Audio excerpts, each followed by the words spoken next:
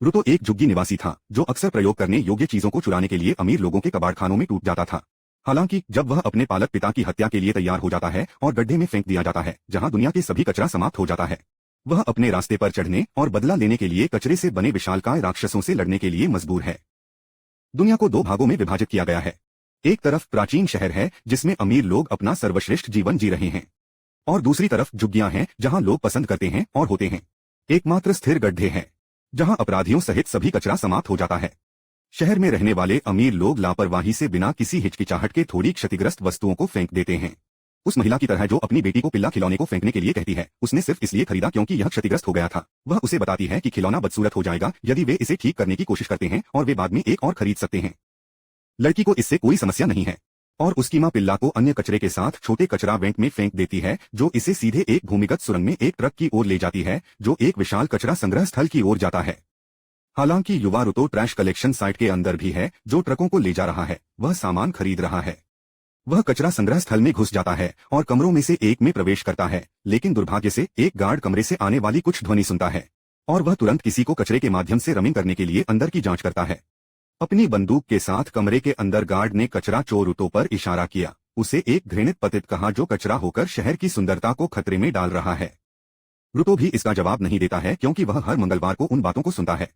लेकिन फिर guard alarm लगता है, बैकअप के लिए बुला रहा है। जैसे ही अधिक गार्ड वहां पहुंचते हैं, रुतो ने उन पर कुछ कचरा बैग फेंके और साफ सुथरे फ्रीक कुछ कच्चे अंडे को उनकी वर्दी पर नहीं संभाल सकते, इसलिए वे बस उसे बिना कुछ किए वेंट पर चढ़ते हुए देखते हैं। रुतो बाहर निकलने के पास वेंट से बाहर आता है, लेकिन गेट उसके चेहरे पर बंद हो जाता है और बस तब और अधिक गार्ड वहां आते हैं।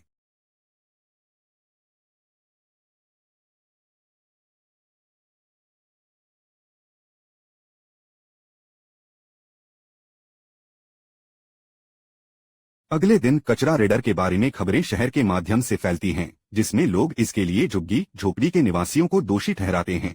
दीवार के दूसरी तरफ झुग्गी के निवासियों को पता है कि वास्तव में किसे दोष देना है क्योंकि यह पहली बार नहीं है जब रुतो ने कचरा संग्रह साइटों में प्रवेश किया है। उन्हें लगता है कि वह एक दिन पकड़ा जाएगा और उनमें से अधिकांश वास्तव में उम्मीद करते हैं कि वह करता है। रुतो को उनकी परवाह नहीं है क्योंकि वह अपनी दुकान को मरम्मत किए गए सामानों को बेचने के लिए सेट करता है जब उसका दोस्त चिवा उस पर लटने के लिए वहां पहुंचता है। वह उससे पूछती है कि शहर के लोगों के कचरे के माध्यम से सिर्फ इतना बड़ा जोखिम क्यों उठाता है, और वह जवाब देता है कि उन समृद्ध कमीनों को पूरी तरह से प्रयोग करने योग्य चीजों को फेंकने के बारे में भी परवाह नहीं है। वह उन चीजों के लिए खेद महसूस करता है जो वे बाहर फेंकते हैं, इसलिए वह उन्हें पुनः प्राप्त करता है। वह उन्हें बेचकर कुछ पैसे प्राप्त कर सकता है, इसलिए यह और भी बेहतर है। शिवा उसे समझती है, लेकिन बस तब 3 लड़के वहां पहुंचते हैं, अपनी नाक को जकड़ते हुए, जैसा कि वे कहते हैं कि कोई यहाँ कचरे का पुनर्मिलन करता है। वे चिवा को रुतो से दूर रहने के लिए कहते हैं या वह कचरे की तरह भी गंध लेगी। वे अपने मोटे काले दस्ताने का अपमान करते हैं कि उन्होंने ओबामा राष्ट्रपति होने के बाद से नहीं धोया है और कहते हैं कि उनमें से सिर्फ एक स्पर्श किसी को भी चकित कर देगा। एक लड़का लालटेन रुतो को बस तय करता है, यह कहते हुए कि कोई भी उससे यह कचरा नहीं खरीदेगा। वह कहता है कि रुतो के हाथ दस्ताने की तुलना में भी डरावना है, यही वजह है कि वह उन्हें छिपाकर रखता है। रुतो चुपचाप सब कुछ सुनता है जो वे कहते हैं, लेकिन जब एक लड़का उसे एक हत्यारे का बेटा कहता है तो वह अचानक उग्र हो जाता है। हालांकि लड़के यह कहते हुए नहीं रुकते हैं कि स्लम अपराधियों को कैद करने के लिए बनाया गया था और जो लोग अब यहाँ रहते हैं वे उनके वंशज हैं। यही कारण है कि वे हमेशा अपनी प्रतिष्ठा को साफ रखने की कोशिश करते हैं, लेकिन रुतो के पिता ने हत्यारे बनकर उन्हें शर्म की बात लाई। रुतो अब अपमान को बर्दाश्त नहीं कर सकता है और वह लड़कों को एक मौत घूरता है जो अपनी पैंट को बकवास करते हैं और तुरंत भाग जाते हैं। फिर भी रुतो को कोसते हैं और कहते हैं कि वह एक दिन अपने पिता की तरह एक हत्यारा बन जाएगा। रुतो ने चुपचाप फिर से लालटेन को ठीक करना शुरू कर दिया और चिबा उसे बताती है कि वह मानती है कि वह एक अच्छा व्यक्ति है जो अपने पिता की तरह कभी नहीं निकलेगा। वह यह सुनकर शर्मिंदा हो जाता है, लेकिन इससे पहले कि वह उसे धन्यवाद दे सके, चिबा का ध्यान पिल्ला खिलौने पर जाता है जो उसे कल रात डंप से मिला था। पता चला रुतो ने पहले स्थान पर उसके लिए एक उपहार के रूप में पिल्ला को लाया, लेकिन इससे पहले कि वह उसे दे सके और अपने जोखिम स्कोर को बढ़ा सके, चिबा की मां वहां आती है और उसे दूर ले जाती है। रुतो उसके बाद घर जाता है और अपने दत्तक पिताजी रेगो को उसका इंतजार कर रहा है। रेक्टोस अचानक नकल करना शुरू कर देता है कि पिल्ला को चीवा को देने की कोशिश करते समय वह कितना घबराया हुआ था और रुतो लाल हो जाता है क्योंकि वह उसे देखने के लिए नहीं था। रेगो उसे बताता है कि वे बाद में इसके बारे में बात करेंगे क्योंकि पहले उन्हें रुतो की कबाड़खाने की छोटी यात्रा के बारे में बात करने की आवश्यकता है। रेक्टो उसे बताता है कि उसे खुद को इतना कठिन धक्का देने की जरूरत नहीं है क्योंकि वे नहीं टूटे हैं। वह सोचता है कि रुतो उसे थोड़ा ऋणी लगता है क्योंकि उसने अपने जैविक पिता को हत्यारे होने के लिए गड्ढे में फेंकने के बाद उसे अपनाया था, लेकिन रुतो का कहना है कि ऐसा नहीं है। वह रेक्टो से कहता है कि वह उसे परिवार मानता है और वह सिर्फ अपना हिस्सा करने की कोशिश कर रहा है। रेक्टो बस उसे चिवा के साथ भी ईमानदार होने के लिए कहता है और रुतो ने अचानक कड़ी मेहनत की कल रात से बंदूक के घाव को घायल कर दिया। रेक्टो तुरंत उसे प्राथमिक चिकित्सा देना शुरू कर देता है और उस समय उसके हाथों के चारों ओर पट्टियां बदल देता है। जैसा कि रुतो अपने हाथों को देखता है, वह याद करता है कि जब तक वह जानता है तब तक वे कैसे घायल हो गए हैं। लोगों ने हमेशा उसके लिए न्याय किया और कभी कभी उसके घावों ने नरक की तरह कहीं से भी दर्द होने लगा। फिर एक दिन रेगो ने उसे काले दस्ताने दिए जो जादुई रूप से दर्द को दबा दिया। रिक्टो को रुतो के घावों के लिए प्रवृत्त होने के बाद वह उसे जल्द ही चिवा को कबूल करने के लिए कहता है या कोई और उसे झपट्टा मार सकता है। और जबकि उन दोनों के बारे में इसके बारे में भोज कर रहे हैं, एक डरावना नकाबपोश आदमी सड़कों से सब कुछ सुनता है। अगले दिन रुतो आखिरकार चिवा को अपनी भावनाओं को बताने के लिए साहस का काम करता है और पिल्ला के साथ अपने घर की ओर जाता है। लेकिन रास्ते में वह एक दृश्य में आता है जो वास्तव में झुग्गियों में दुर्लभ नहीं है। झुग्गियों के किनारे पर गड्ढे हैं जहां सभी कचरा और गंभीर अपराधियों को फेंक दिया जाता है। आज एक और अपराधी को गड्ढे में फेंक दिया जा रहा है और रुतो केवल निष्पादन को देख सकता है, यह सोचकर कि गड्ढे के अंदर के लोगों के साथ क्या होता है। तभी चिवा वहां आती है, यह कहते हुए कि यह काफी क्रूर दृष्टि है, और रुतो पैनिक्स क्योंकि वह अभी तक उससे मिलने के लिए तैयार नहीं था। चिवा अचानक निष्पादन और अन्य सामान के बारे में बात करना शुरू कर देता है और फिर वह रुतो से कहती है कि वह नहीं चाहती कि वह गड्ढे में फेंक जाए। वह कहती है कि बहुत सारा सामान हो सकता है जिसे कचरे के रूप में नहीं फेंका जाना चाहिए, लेकिन यह उसके जीवन को जोखिम में डालने का एक अच्छा कारण नहीं है। रुतो ने जवाब दिया कि रेगो ने एक ही बात कही और चिवा कहती है कि ऐसा इसलिए है क्योंकि रेगो उसे भी प्यार करता है। रुतो को यह प्रक्रिया करने के लिए 1 सेकंड लगता है कि चिवा ने कहा कि रेगो भी उससे प्यार करता है, और 2 मेगाबाइट राम के साथ उसका दिमाग समझता है कि चिवा का मतलब है कि वह उससे प्यार करती है। वह यह महसूस करने के लिए भड़क जाती है कि उसके शब्दों की व्याख्या इस तरह से की जा सकती है, लेकिन रुतो ने पहले ही अपना दिमाग खो दिया है। वह जमीन पर गिरता है, अपना चेहरा जकड़ लेता है और फिर पिल्ला खिलौना को चिहुआ को देता है, यह कहते हुए कि वह नहीं चाहती है क्योंकि यह कचरा से आया है, लेकिन उसने सोचा कि पिल्ला उसके साथ खुश होगा। अपनी पूरी खुशी के लिए चिहुआ ने खिलौने को स्वीकार करते हुए कहा कि वह इसे संजोएगी और रुतो अब तक की तुलना में अधिक खुश है। वह कूदता है और अपने घर वापस जाने के रास्ते पर नृत्य करता है, यह सोचकर कि उसे तुरंत रुतो के बारे में दावा करने की आवश्यकता है। रास्ते में वह कुछ गार्डों में टकराता है जो उसके साथ परेशान भी नहीं होते हैं, लेकिन वह इस बारे में उत्सुक है कि वे झुग्गियों में क्यों हैं। वैसे भी रुतो घर पहुंचता है और रिक्टो को बताता है कि दरवाजा खोलने के साथ ही क्या हुआ। लेकिन जब वह अपने ऊपर एक खौफनाक नकाबपोश आदमी के साथ जमीन पर रिक्टो को देखता है तो उसे छोड़ दिया जाता है। नकाबपोश आदमी रिक्टो के शरीर में अपने चाकू को गहरा करने से पहले रुतो पर एक नजर डालने के लिए चारों ओर घूमता है। रुतो ने यह देखकर अपना कूल खो दिया और नकाबपोश आदमी पर आरोप लगाया, लेकिन वह इतनी मेहनत से टकरा जाता है कि उसे तब भी एहसास नहीं होता जब वह नॉक आउट हो गया। जब तक रुतो अपने होश में आता है तब तक नकाबपोश हत्यारे ने अपना काम पूरा कर लिया है। वह फर्श से एक किताब उठाता है और बाहर सिर करता है, रुतो पर संक्षेप में देखता है जो उसका पीछा करने की कोशिश करता है, लेकिन फिर वह रिक्टो की आवाज सुनता है। रिक्टो अभी भी किसी तरह जीवित है और अपनी मरने वाली सांस के साथ वह रुतो को भागने के लिए कहता है। रुतो तुरंत उसके बगल में चला जाता है, यह वादा करते हुए कि उसे मदद मिलेगी, लेकिन रिक्टो बस उसे भागने के लिए कहता है और दुनिया के इस गंदगी को कुछ बेहतर तरीके से बदल देता है। इसके साथ रिक्टो का शरीर लंगड़ा हो जाता है और रुतो प्रक्रिया नहीं कर सकता है कि क्या हो रहा है। तभी सैनिक वहां पहुंचते हैं और वे रुतो को जब्त करते हैं, उसे हत्यारे मानते हैं। वे उसे जमीन पर पिन करते हैं क्योंकि वे उसे बताते हैं कि उसे हत्या के लिए गिरफ्तार किया जा रहा है, और रुतो उन्हें बताता है कि यह वह नहीं था। गार्ड उसे बताते हैं कि वह कुछ भी नहीं कहता है क्योंकि अब उन्होंने उसे लाल हाथ से पकड़ा था। वह उन्हें यह बताने की कोशिश करता रहता है कि असली कातिल ने अभी घर छोड़ दिया है और वे अभी भी उसे पकड़ सकते हैं, लेकिन गार्ड भी उसकी बात नहीं सुनना चाहते हैं, इसलिए वे बस उसे सिर में मुक्का मारने की पारंपरिक तरीके का उपयोग करके उसे खटखटाते हैं। जल्द ही रुतो को अपने अपराधों के लिए निष्पादित किए जाने के लिए मचान पर ले जाया जाता है। झुग्गियों से हर कोई वहां मौजूद है ताकि उसे गड्ढे में फेंक दिया जा सके, और यहां तक कि मुख्य शहर के कुछ हाई प्रोफाइल लोग भी हैं। न्यायाधीश रुतो को बताता है कि हत्या सबसे बड़े अपराधों में से एक है जिसे कोई भी कर सकता है, और भले ही उसने एक झुग्गी झोपड़ी को मार डाला, लेकिन सजा कम नहीं होगी। वह रुतो को गड्ढे में फेंककर मारे जाने की घोषणा करता है और लोग यह सुनकर जयकार करने लगते हैं। रुतो अभी भी विश्वास नहीं कर सकता है कि यह उसके साथ हो रहा है, और वह सिर्फ एक व्यक्ति के लिए यह विश्वास करना चाहता है कि वह हत्यारा नहीं है। उसकी आंखें भीड़ के माध्यम से स्कैन करती हैं और वे चिवा पर रुक जाती हैं। रुतो उस पर चिल्लाता है, यह कहते हुए कि उसने रिक्टो को नहीं मारा। वह उसे अपराधी को खोजने के लिए कहता है, लेकिन वह सिर्फ इतना कहती है कि उसने उस पर भरोसा किया, लेकिन वह इसके योग्य नहीं था। वह कहती है कि वह अंत में एक जानलेवा बेटा था और खिलौना को छोड़ देता है क्योंकि वह उस पर अपनी पीठ को पीछे कर देती है। उसके विश्वासघात ने रुतो को किसी भी चीज से ज्यादा चोट पहुंचाई, और वह लोगों को मानव गंदगी कहती है जो गड्ढे में फेंकने के योग्य है। वह कहता है कि वे यहाँ असली गंदगी हैं क्योंकि वे सिर्फ मस्तिष्क या वसीयत के बिना मांस के बूंद हैं। वह कसम खाता है कि वह उन सभी को नरक में भेज देगा, जब अचानक वह नोटिस करता है कि हत्यारा भीड़ के बीच भी है। हालांकि उसे किसी को भी इसके बारे में बताने का कोई मौका नहीं मिलता है क्योंकि उसे किनारे से फेंक दिया जाता है। रुतो को लगता है कि वह हमेशा के लिए गिर रहा है और एक बिंदु पर वह चेतना खो देता है। सौभाग्य से गड्ढे के निचले भाग में सभी कचरा उसकी लैंडिंग को तोड़ देता है और जब वह उठता है तो वह पूरी तरह से अनहोनी हो जाती है। वह सोचता है कि नरक क्या हो रहा है और वह अभी भी कैसे जीवित है जब जगह की बदबू अचानक उसे मारती है। यहाँ तक कि कचरा चोर को गंध को अवरुद्ध करने के लिए मजबूर किया जाता है और फिर वह उसके सामने कचरे के विशाल समुद्र को नोटिस करता है, साथ ही उन चीजों के साथ जिन्हें वह पहचानता नहीं है। रुतो ने आश्चर्यचकित किया कि यह जगह क्या है जब अचानक एक विशाल छाया उसे कवर करती है। वह यह देखने के लिए चारों ओर मुड़ता है कि क्या हो रहा है और वह अपनी आंखों पर विश्वास नहीं कर सकता है जब वह एक विशाल राक्षस को देखता है जो कचरे से बना है, जो उसके नुकीले को प्रभावित करता है। राक्षस को देखने के लिए एक पल के लिए रुतो का दिमाग खाली हो जाता है और वह याद करता है कि कैसे उसे हमेशा यह अजीब लगता था कि हर कोई कचरा और मानव गंदगी को गड्ढे के तल पर भेजने के लिए इतना जुनूनी था। फिर भी किसी ने कभी इस बात की परवाह नहीं की कि वास्तव में उनके नीचे क्या हुआ है। उन्होंने यह भी नहीं सोचा कि नीचे क्या हो सकता है और इससे उसे किसी भी चीज से ज्यादा परेशान किया। हालांकि वह जल्दी से बाहर निकलता है और अपने जीवन के लिए दौड़ना शुरू कर देता है क्योंकि विशाल राक्षस उसके पास पहुंचना शुरू कर देता है। चीजें अचानक बदतर के लिए एक मोड़ लेती हैं क्योंकि राक्षस जोर से गर्जना करते हैं और परिणामस्वरूप अधिक राक्षस कचरे के ढेर से बाहर निकलते हैं। वे रुतो के बाद पीछा करना शुरू कर देते हैं, जो जितनी तेजी से भागता है वह सब व्यर्थ है, लेकिन यह सब व्यर्थ है क्योंकि वह जल्द ही फंस जाता है। वह सोचता है कि ये राक्षस क्या हैं और अगर वे वास्तव में कबाड़ के ढेर हैं जो अपने दम पर आगे बढ़ सकते हैं। राक्षस अचानक उस पर उछलते हैं और वह किसी तरह उनके हमलों को चकमा देता है।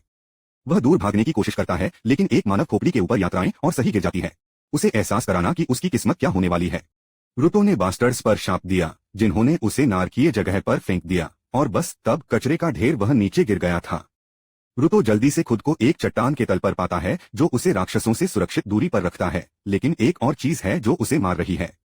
उसे पता चलता है कि इस जगह की हवा सचमुच जहर है और अगर वह इसे बहुत लंबे समय तक सांस लेता है तो उसके फेफड़े फट जाएंगे।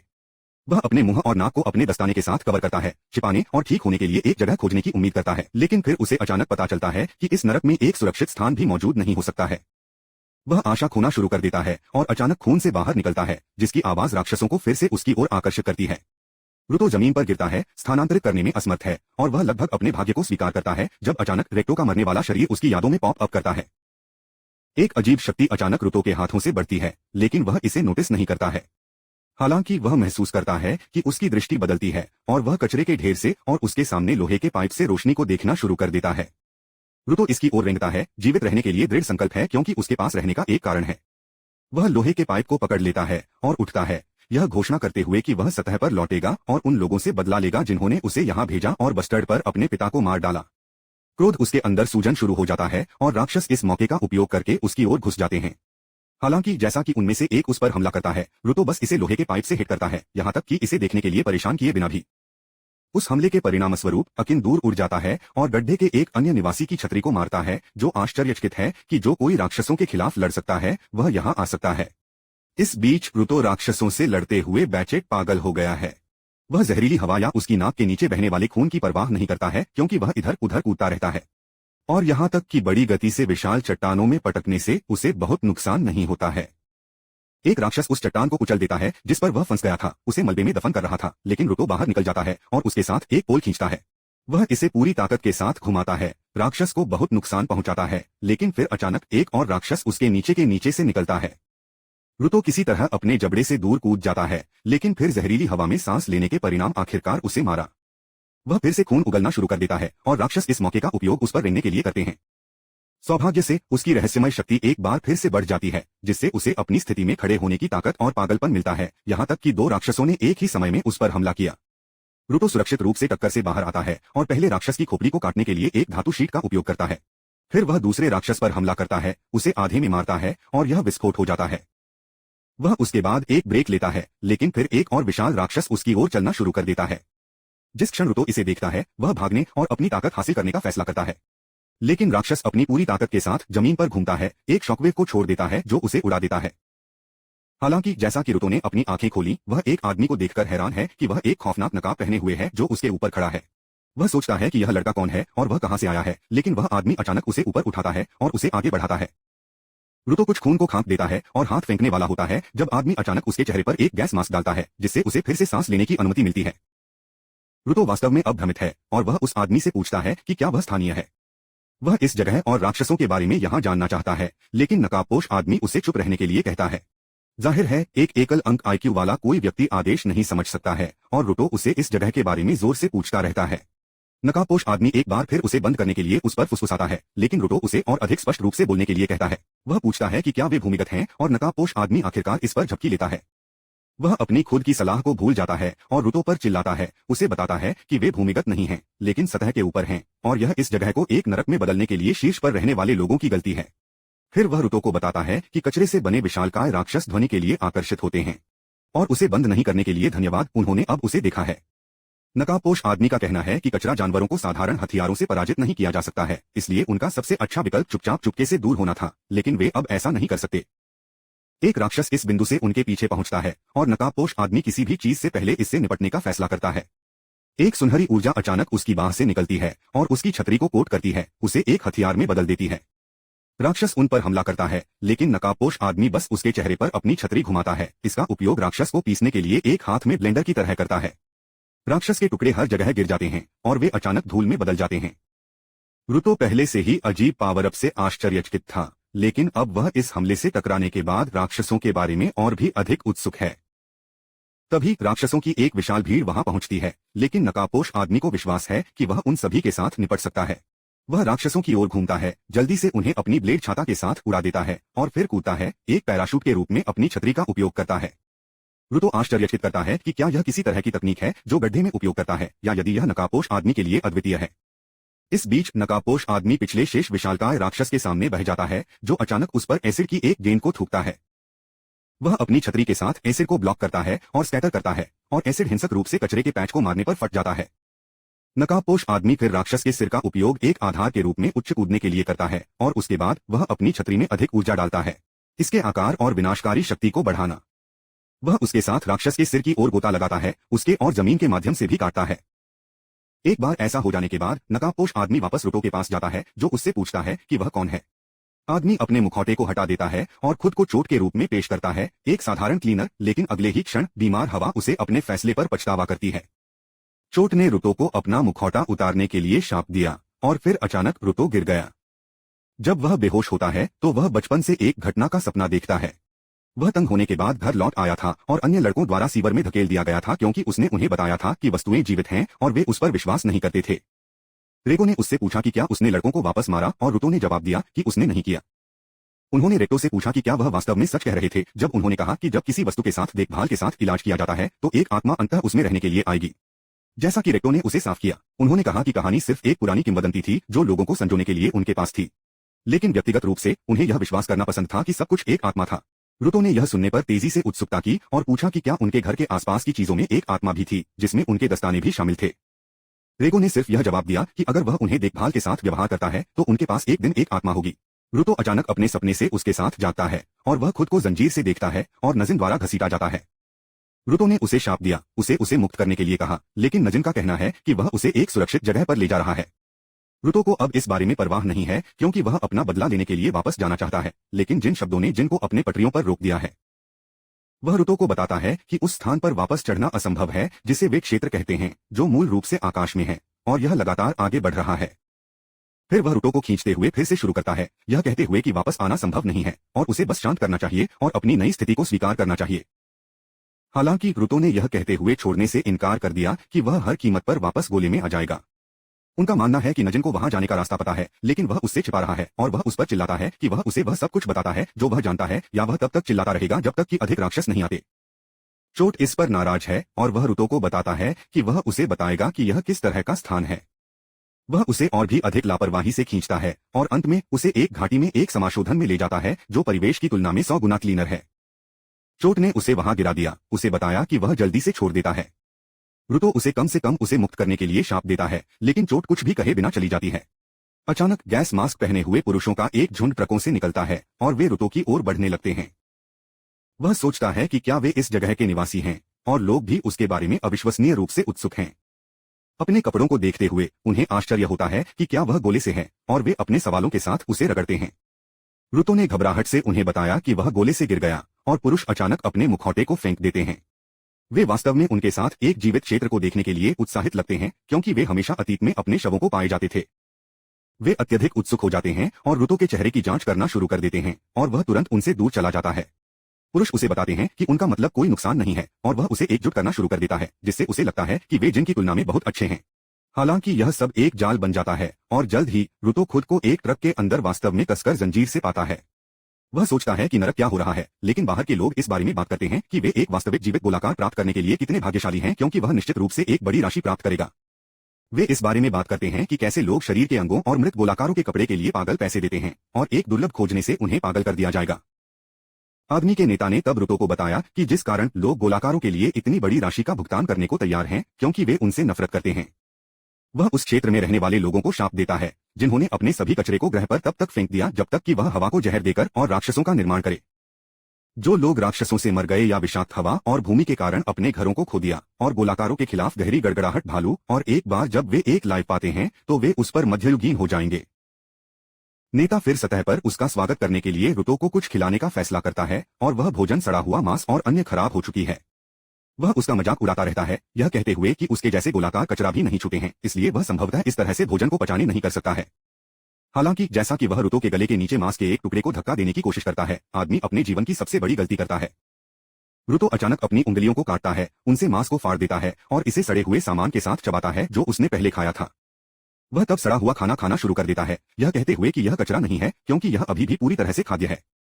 उस आदमी ने अपनी पैंट को टटोल लिया क्योंकि उन्होंने कभी भी इस तरह का जानवर नहीं देखा, लेकिन यह सिर्फ शुरुआत है। रुतो चीजों को कचरा और इस्तेमाल होने के अयोग्य के रूप में लेबल करने के लिए सभी पर पागल है और वह अब इसे नीचे बैठने के लिए नहीं जा रहा है। उसकी शक्ति फिर से प्रकट होती है और वह अपनी जंजीरों से मुक्त हो जाता है। वह बाहर कूदता है और अपनी ऊर्जा जमीन पर छोड़ देता है, अपने चारों ओर की वस्तुओं को उठाता है। चोट दूर से सब कुछ देखती है और वह वास्तव में यह देखकर प्रसन्न है कि रुतो एक दाता बन गया, एक व्यक्ति जो वस्तुओं को जीवन दे सकता है और अपनी शक्ति को बाहर निकाल सकता है, ठीक उसी तरह। इस बीच जमीन पर रुतो रिक्टो के शब्दों के बारे में सोचता है कि देखभाल के साथ वस्तुओं का इलाज करना उन्हें जीवित बनाता है और वे अपने मनुष्यों के साथ देखभाल के साथ भी व्यवहार करते हैं। वह अपने मुखौटे को फेंक देता है और उसे बांधने के लिए इस्तेमाल की जाने वाली श्रृंखला को पकड़ लेता है, उसे जीवन से प्रभावित करता है और इसे एक हथियार में बदल देता है। उसकी ओर भागते हैं, लेकिन रुतो सिर्फ अपनी चेन के साथ जमीन को मारता है, जिससे उन्हें पीछे हटने के लिए मजबूर किया जाता है। उनका नेता उन्हें चेन को लक्षित करने के लिए कहता है क्योंकि एक दाता उनकी वस्तु के बिना बेकार है और उनके पुरुष रुतो को जल्दी से अलग करने में सफल होते हैं। हालांकि उनके झटके के लिए और जिन की पूरी खुशी में रुतो एक टायर उठाता है और इसे एक हथियार में भी बदल देता है, जो शक्तिशाली गोताखोरों के लिए भी बहुत दुर्लभ है।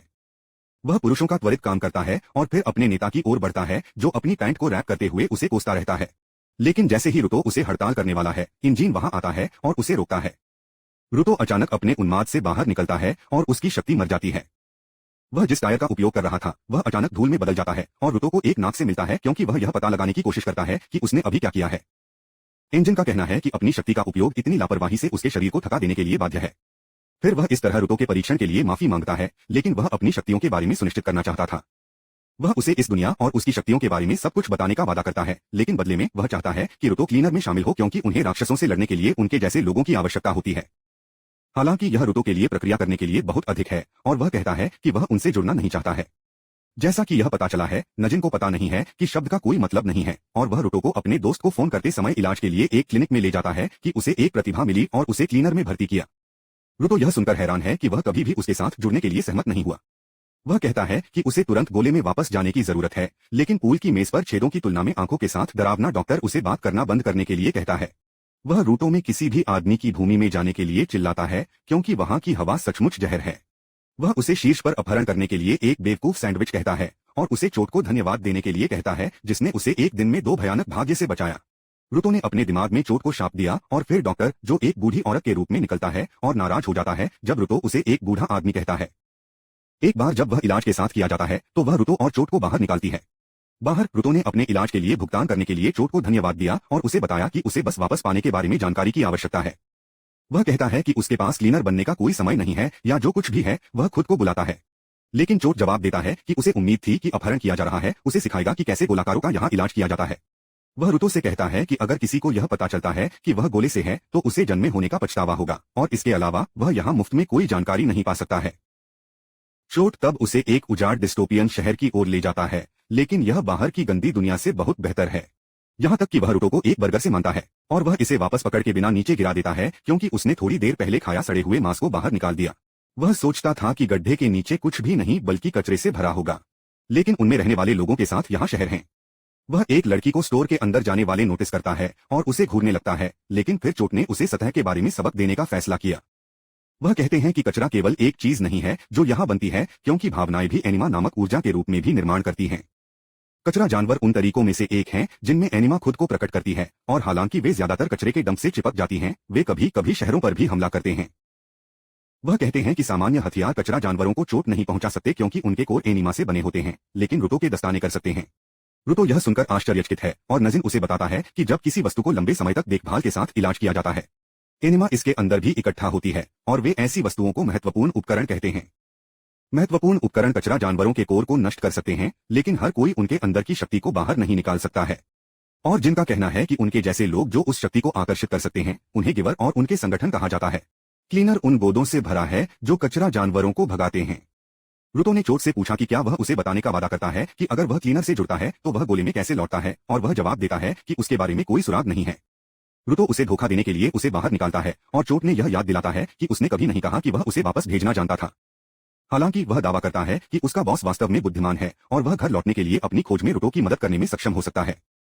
रुतो को पेशाब किया जाता है क्योंकि अब उसे निर्णय लेने से पहले नजिन के बॉस से मिलने की जरूरत है, लेकिन फिर नजिन ने उससे दस्ताने के बारे में पूछा। रुतो उसे बताता है कि उसके पिता ने उन्हें उसे दिया था और वे उसे याद करने के लिए एकमात्र चीज हैं।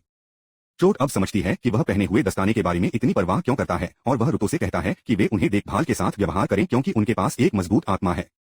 रुतो भावुक हो जाता है क्योंकि बाकी सभी ने हमेशा उसके दस्ताने के लिए उसका मजाक उड़ाया, लेकिन तब नजिन को एक संदेश मिलता है और एक काम मित्र से मिलने का फैसला करता है।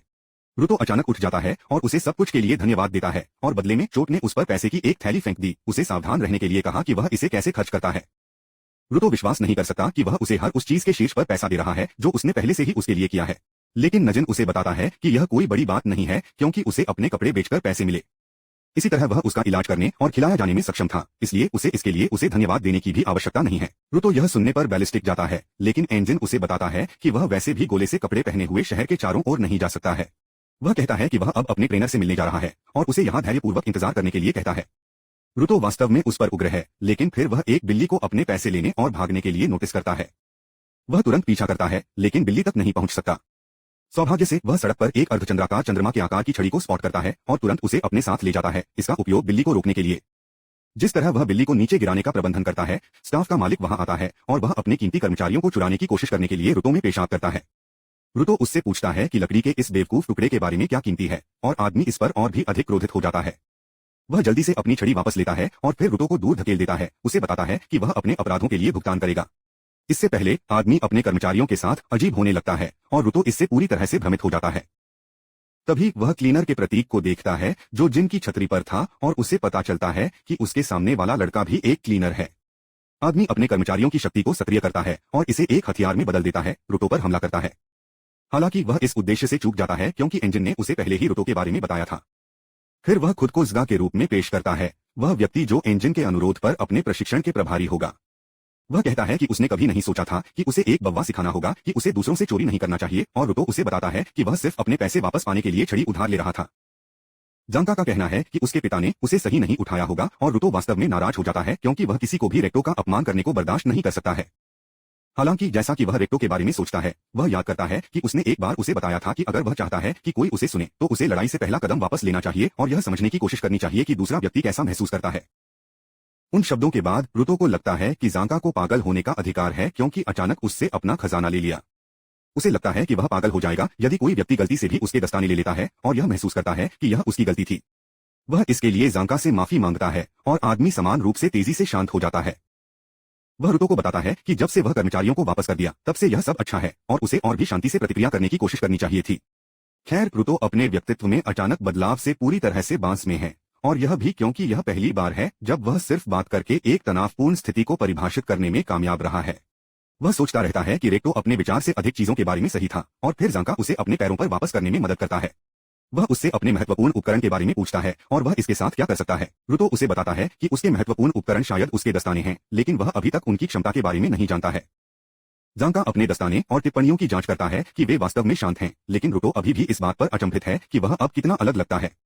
उसे अचानक पता चलता है कि यह होना चाहिए क्योंकि वह अब मुस्कुरा रहा है, और रिकुतो ने हमेशा उसे मुस्कुराने के लिए कहा अगर वह दोस्त बनाना चाहता है। दुर्भाग्य से रुतो पहले कभी नहीं मुस्कुराया है, और उसे एक जिम ट्रेनर की आवश्यकता होगी ताकि उसे सिखाया जा सके कि उसके चेहरे की मांसपेशियों का ठीक से उपयोग कैसे किया जाए। इससे भी अधिक दुर्भाग्य से वह यह नहीं जानता है और वह एक मानवीय मुस्कान को कॉपी करने के लिए अपना सर्वश्रेष्ठ प्रयास करता है, लेकिन सबसे भयावह अभिव्यक्ति देने के लिए जांका ने कभी भी एक मानव चेहरे पर देखा है। वह फिर से रुतो में दुर्घटनाग्रस्त हो गया, पूछा कि वह किस तरह का चेहरा बना रहा है। वह उससे पूछता है कि क्या वह उस चेहरे के साथ उसका मजाक उड़ा रहा है, और रुतो ने उससे पूछा कि वह इस बार पागल क्यों है, क्योंकि यह सबसे अच्छी मुस्कान थी जिसे वह दे सकता था। जांका उसे बताती है कि एक अंधे आदमी भी बता सकता है कि यह एक मुस्कान नहीं थी, इसलिए रुतो ने अपनी आंखें और होठों को बंद करने का फैसला किया ताकि यह अधिक स्वाभाविक हो सके। वह इस बार कम डरावना दिखाई देता है, लेकिन जांका को पेशाब करने से रोकने के लिए यह पर्याप्त नहीं है। वह सोचता है कि रुतो अति आत्मविश्वास है क्योंकि चोट ने उसे एक प्रतिभाशाली कहा और अब वह उसका मजाक उड़ा रहा है। वह कहता है कि अगर वह इस तरह से बेवकूफ बनाता रहता है तो वह अपने लक्ष्यों को कभी प्राप्त नहीं कर सकता, लेकिन वह एक पंक्ति थी जिसे उसे पार नहीं करना चाहिए था। रुतो अपने लक्ष्य के बारे में सोचता है कि वह गोले में लौटें और इसे पुरिकुतो की अंतिम इच्छाओं के रूप में बदल दें, और वह जांका से कहता है कि वह उनके बारे में गंभीर है। वह उसे अपमानित करने से रोकने के लिए कहता है और जांका ने अपने हथियार को फिर से बाहर कर दिया, यह कहते हुए कि वे साथ में साथ नहीं जा रहे हैं। रुतो उसके साथ सहमत है और पास में कचरे के बिन से एक धातु की छड़ को बाहर निकालता है, अपनी शक्ति को जागृत करता है। जांका उसे अपने महत्वपूर्ण उपकरण के रूप में एक यादृच्छिक वस्तु का उपयोग करते हुए देखकर हैरान है और उसे पता चलता है कि एंजिन ने उसे एक प्रतिभा क्यों कहा। हालांकि वह अभी भी आश्वस्त है कि अगर रुतो के पास सिर्फ प्राकृतिक प्रतिभा है तो वह उसके जैसे एक औसत दर्जे के व्यक्ति को हरा नहीं पाएगा जिसने इस स्तर तक पहुंचने के लिए कड़ी मेहनत की है। रुतो यह भी ध्यान नहीं देता है कि जांका का कर्मचारी उसके सामने नहीं गिर जाता, जब तक कि वह 1 इंच के एक जोड़े से उसे याद नहीं करता, तब तक यह एक व्याकुलता थी। वह चकमा देने के लिए मजबूर हो जाता है और भाग जाता है क्योंकि जांका आक्रामक हो जाती है और जल्दी से उसे जमीन पर पिन करती है। जांका अपनी जीत से संतुष्ट है, लेकिन फिर वह अपने चेहरे पर कुछ नोटिस करता है। वह इसे पोंछता है और फिर इसे जिज्ञासा से बाहर सूंघता है, केवल यह पता लगाने के लिए कि यह शिकार है। वह बाहर निकल जाता है क्योंकि उसे पता चलता है कि रुतो ने जिस धातु की छड़ को उठाया था वह एक शौचालय की सवार का एक हिस्सा था। वह यह समझाने की कोशिश करता है कि एक प्लंजर क्या है, लेकिन रुतो कुछ भी सुनने के मूड में नहीं है और वह प्लंजर के चारों ओर झूलना शुरू कर देता है जो अभी भी किसी के रात के खाने से भरा है। जांका पैनिक्स और सभी जगह उड़ने वाली गंदगी को चकमा देने की पूरी कोशिश करता है और आखिरकार वह रुतो से भाग जाता है। रुतो को यह समझ में नहीं आता है कि वह अब इतना डर क्यों गया है, लेकिन यह वैसे भी उसके पक्ष में काम करता है, इसलिए वह चेस देता है, जिंका को सवार के साथ आतंकित करता है। ओल्ड टॉम और जेरी कार्टून जैसे अलग अलग गलियों के नीचे भागने के बाद जांका मुख्य सड़क पर भाग जाता है, जिसमें रुतो उसके पीछे बंद हो जाता है। अचानक एक बिल्ली जांका की यात्रा करती है और वह अपना संतुलन खो देता है, जिससे रुतो को अंतर को बंद करने का मौका मिलता है। वह उच्चट झूलते हुए सवार को कूदता है।